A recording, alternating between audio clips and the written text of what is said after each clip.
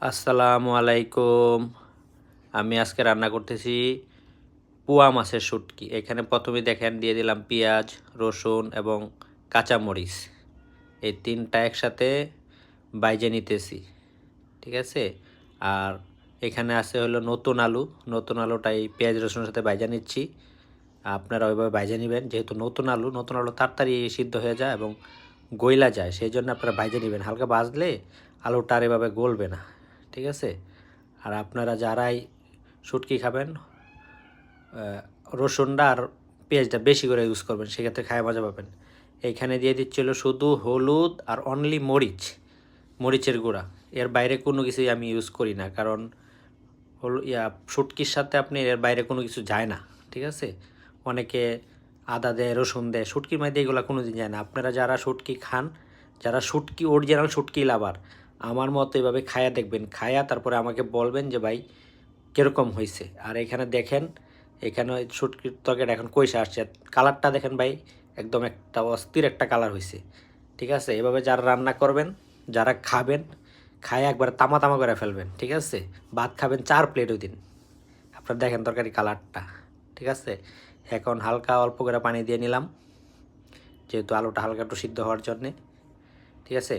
আর এই রান্নার ক্ষেত্রে আপনারা পানি যত কম ইউজ করতে পারেন, তাহলেই তরকারিটা অনেক মজা হবে।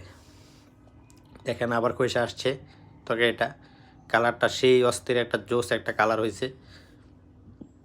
তারপরে এখানে দিয়ে দিলাম বেগুন, যেহেতু এটা আলু এবং বেগুনের শুটকি, ঠিক আছে? দিয়ে দিলাম।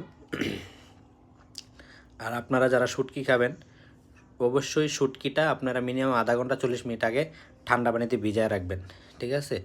সেই ক্ষেত্রে কি হবে, যে শুটকির যে অরিজিনাল স্মেলটা সেটা আপনারা পাবেন যদি ঠান্ডা পানিতে মিনিমাম 40 মিনিট বা আধা ঘন্টা ভিজায় রাখেন।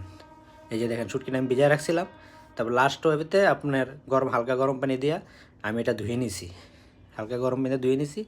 এখন শুটকিটা দিয়ে দিলাম, শুটকিটা দিয়ে আবার একটু কষাইলাম, ঠিক আছে? তারপরে কষানোর পরে আমি আবার অল্প করে পানি দিয়ে দিব, ঠিক আছে? যত কম পানি দিয়ে আপনারা এটা রান্না করতে পারেন, কারণ যেহেতু এটা বোনা শুটকি হচ্ছে, যত কম পানি দিয়ে রান্না করতে পারেন। আমি অল্প করে পানি দিয়ে নিচ্ছি, একবারে অল্প, জাস্ট একটু শুটকিটা যেন হয়, যেহেতু শুটকিটা এখন কাঁচা দিছি। আর বেগুনটাও একটু হালকা শক্ত রয়ে গেছে, ঠিক আছে? আপনারা এভাবে রান্না করে বাসায় খাবেন, তারপরে আমাকে কমেন্টসে জানাবেন কেমন হয়েছে, ঠিক আছে? দেখেন ভাই, আমার রান্না মোটামুটি কমপ্লিট। এবার রান্না করবেন, খাবেন, খায়া একবার তামা তামা করে ফেলবেন। গরু মাংস এটার কাছে ফেল, গরু মাংস